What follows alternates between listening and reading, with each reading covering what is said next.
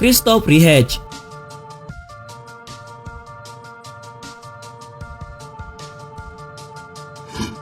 Di dunia ini banyak sekali pencapaian-pencapaian keren yang berhasil diukir seseorang. Meskipun sukses memukau banyak orang, tapi beberapanya cuman berakhir wah, tanpa ada nilai dan kesan yang bisa ditimbulkan. Tapi yang dilakukan oleh petualang yang bernama Christoph Riehacs ini benar-benar lain daripada yang lain. Tidak hanya melakukan sesuatu yang bisa dibilang gokil, tapi dia juga sukses menyebarkan nilai-nilai dari hal yang dilakukannya tersebut. Mungkin orang Jerman ini salah satu dari cuma segelintir manusia yang berhasil menaklukkan daratan Cina di bawah kakinya. Riehacs berhasil melakukan sebuah perjalanan yang panjang sejauh 4.640 km.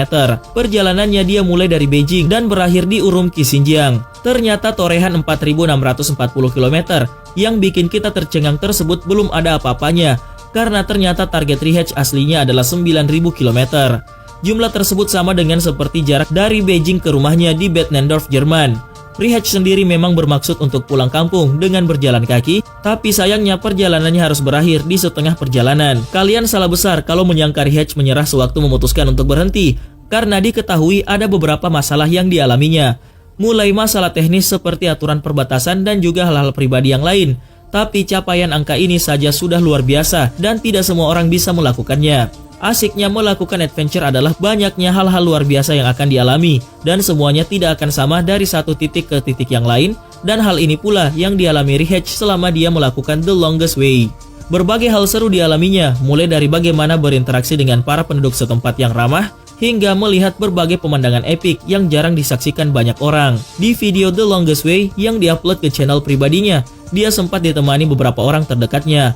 Hal tersebut juga jadi pengalaman seru, tapi pada akhirnya ia pun harus sendiri lagi dalam melakukan sisa perjalanan panjang tersebut. Untuk menunjukkan kalau perjalanannya benar-benar nyata dan butuh perjuangan, Riehacs selalu mengambil foto selfie dirinya pada titik-titik tertentu. Dia memulai perjalanannya dengan mencukur bersih rambut dan jambangnya, dan perlahan rambut dan jenggotnya pun tumbuh kembali. Bahkan pada jarak 4.640 km, Riehacs terlihat seperti bukan dirinya yang dulu. Rambut dan jambangnya tumbuh liar tidak terurus. Tapi tampilannya ini membuktikan kalau perjalanannya benar-benar memakan waktu yang lama dan sama sekali tidak enteng. Pada akhirnya ia pun kembali memangkas bersih rambutnya dan bersiap-siap melakukan hal gila selanjutnya. Lewat perjalanan ini, Riehacs seolah ingin menyampaikan kalau selalu ada tempat keren untuk siapapun asal mereka mau mencarinya. Perjalanan ini juga berhasil membuka mata Riehacs akan hal-hal menakjubkan yang belum pernah dirasakannya, tentang bagaimana kehidupan, cinta, motivasi, rasa bahagia, serta nilai dari perjuangan berat. Dan lewat perjalanan ini, ia juga sukses mengeluarkan 2 buku yang mengisahkan perjalanannya selama ini. Scott Locksley. Unprecedented numbers of homeless veterans, and I would note very quickly, most significantly. Jalan kaki sejauh 1 km saja kadang bisa bikin kita kelelahan. Terus bagaimana ceritanya kalau kita berjalan sejauh 15.000 km dengan mengenakan kostum Star Wars? Inilah yang dilakukan oleh Scott Locksley, seorang pria yang berasal dari Australia. Scott Locksley sudah berjalan mengelilingi Australia selama lebih dari setahun. Perjalanannya dimulai pada tanggal 2 November 2013. Dia berjalan kaki dengan target sejauh 15.000 km sambil mengenakan kostum Star Wars. Scott berjalan kaki non-stop dan melakukannya sendirian. Perjalanan unik ini membawa Scott dari Melbourne ke Tasmania, melalui daratan rendah Nullarbor ke pantai barat Perth, dan kemudian mengarah ke Darwin. Dan sejauh ini dia sudah berjalan sejauh 9.000 km. Targetnya masih kurang 6.000 km lagi, dan dia tidak memiliki niat untuk berhenti. Meskipun misinya terdengar aneh, tapi pria berusia 47 tahun ini punya alasannya tersendiri. Tujuan dari misi ini sungguh mulia. Scott sedang berusaha untuk mengumpulkan amal sebesar $100.000 Australia atau sekitar 1 miliar rupiah lebih untuk Monash Children's Hospital di Melbourne sebelum dibuka pada tahun 2016. Nantinya amal tersebut akan diatur oleh kelompok 501 Legion sebelum menyalurkan untuk Monash Children's Hospital. 501 Legion merupakan sebuah kelompok relawan yang mendedikasikan dukungannya untuk lembaga amal anak-anak dengan berdandan menggunakan kostum Star Wars. Sebagai seorang ayah, jika salah satu dari anak-anak saya dirawat di rumah sakit, saya ingin mereka dirawat oleh staf terbaik dan memiliki akses peralatan terbaik, tulisnya di halaman Facebook. Mengingat banyak anak-anak yang berjuang melalui hari dengan senyum di wajah mereka, justru membuat Scott tetap semangat untuk melakukan misinya. Membawa makanan dalam perjalanan seperti ini cukup sulit. Hal itu membuat Scott makan makanan aneh dalam beberapa perjalanannya, termasuk ular, kanguru, kadal, dan bahkan kelelawar. Carl Bushby. but with a couple of glasses of wine behind you, that casual conversation turned into some rather romantic. Lelaki asal Inggris ini berhasil mengelilingi bumi sejak 1 November 1998 sampai hampir 16 tahun kemudian, yaitu tahun 2014 belum juga selesai. Dia berharap jadi orang pertama yang melakukannya dengan berjalan sejauh 36.000 mil atau setara 57.900 km. Bagaimana proses Bushby melakukannya? Bumi punya keliling 40.000 km. Dan Bushby tidak berjalan lurus mengikuti garis meridian. Dia juga harus mencari daratan supaya bisa berjalan, sehingga jarak perjalanannya lebih jauh daripada keliling bumi yang sebenarnya. Perjalanan dengan menelusuri banyak negara tak segampang yang diperkirakan, selain karena lokasi yang beragam dan seringkali mengalami kesulitan. Kendala non-teknis sering jadi penghambat Bushby, seperti izin masuk atau memperoleh visa.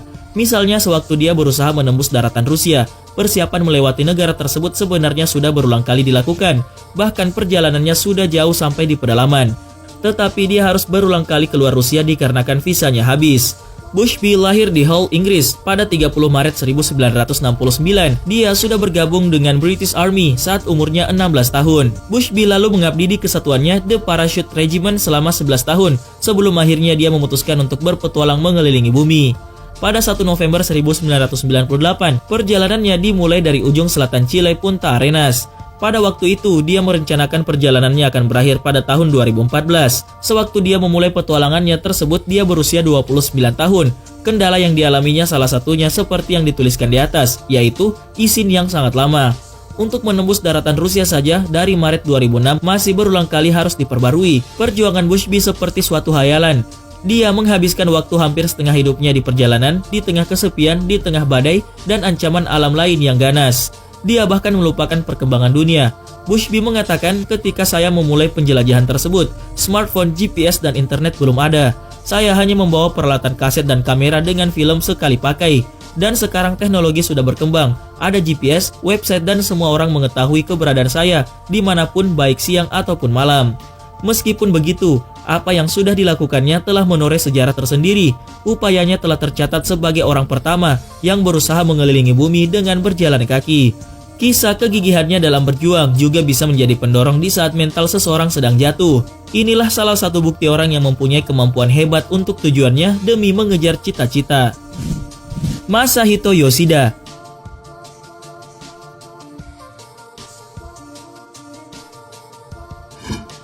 adalah Masahito Yoshida, seorang pria asal Jepang yang sudah berkeliling dunia. Uniknya dia tidak menggunakan kendaraan apapun. Yoshida berkeliling dunia bermodalkan kaki alias hanya berjalan kaki. Dan untuk mengangkut barang-barangnya dia membawa satu buah gerobak. Perjalanannya tersebut dimulai pada tahun 2009. Dari kota asalnya di Tottori, Jepang, Yoshida berangkat ke Shanghai di Cina. Dan inilah titik awal perjalanannya berkeliling dunia dengan berjalan kaki. Yoshida punya cita-cita ingin sekali bisa berkeliling dan melihat segala bentuk keindahan dunia. Karena kalau menggunakan kereta atau pesawat, dia akan merasa kehilangan melihat beberapa kesempatan seperti kota yang terisolasi di dunia dan juga penduduknya. Untuk itulah Yoshida memutuskan untuk melakukan perjalanannya dengan berjalan kaki. Tujuan pertamanya adalah Cape Roca di Portugal. Dia berhasil sampai ke tempat itu pada bulan Agustus 2010 setelah berjalan 16.000 km melalui Asia Tengah dan Eropa. Lalu kemudian dia melanjutkan perjalanannya ke Amerika menggunakan pesawat. Di sana Yoshida menghabiskan waktu selama 1 tahun dan berjalan selama 6.000 km dari kota Atlantik, New Jersey menuju Vancouver di Kanada. Tapi pada akhirnya di tahun 2011, Yoshida kehabisan uang. Untuk tetap bisa melanjutkan petualangannya, pria Jepang ini mulai kerja sampingan. Setelah dirasa uangnya sudah cukup, Yoshida melanjutkan perjalanannya ke Melbourne, Australia. Kemudian ia melangkah ke utara, tepatnya di Darwin, lalu ke Singapura dan kembali ke Shanghai, Cina. Jika dihitung, Yoshida sudah berjalan sejauh 40.000 km dan dia juga sudah menghabiskan 7 pasang sepatu. Ada saatnya saya merasa dalam keadaan berbahaya, tapi perjalanan ini menunjukkan kepada saya kalau ada banyak orang baik, kata Yoshida. Setelah sampai ke rumah, Yoshida pun berharap bisa membawa anjingnya berjalan-jalan. Tak hanya itu, ia juga berharap bisa berjalan ke Amerika Selatan, lanjut ke Kutub Utara. Sebenarnya saya ingin mengunjungi seluruh benua di dunia, tutupnya. Fyodor Konyukov.